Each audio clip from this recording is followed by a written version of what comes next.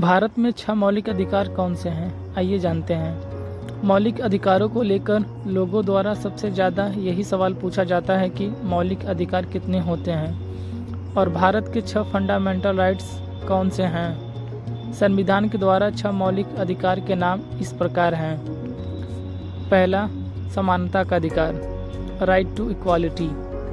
इसमें कानून के समक्ष समानता का अधिकार, धर्म, नस्ल, जाति, लिंग या जन्म स्थान के आधार पर भेदभाव का निषेध और सार्वजनिक रोजगार के मामलों में अवसर की समानता शामिल है। दूसरा, स्वतंत्रता का अधिकार, राइट टू फ्रीडम।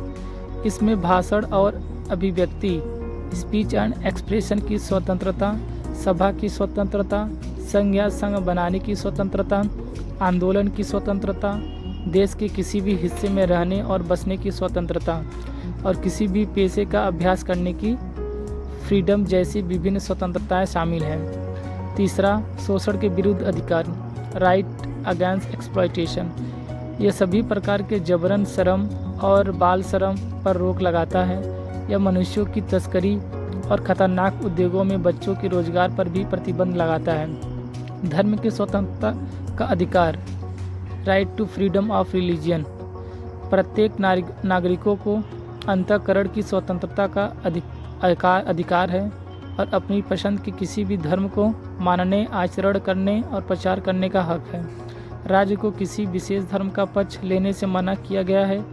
सांस्कृतिक और शैक्षिक अधिकार, कल्चर एंड एजुकेशन राइट्स।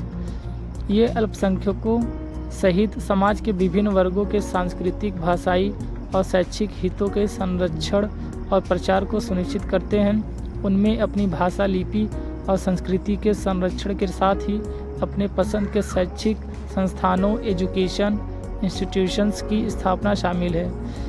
संवैधानिक उपचारों का अधिकार, राइट टू कॉन्स्टिट्यूशनल रेमेडीज। इसके अधिकार का हृदय और आत्मा माना जाता है।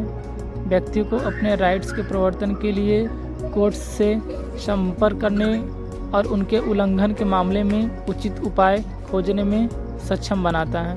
Please like, share and subscribe to my channel.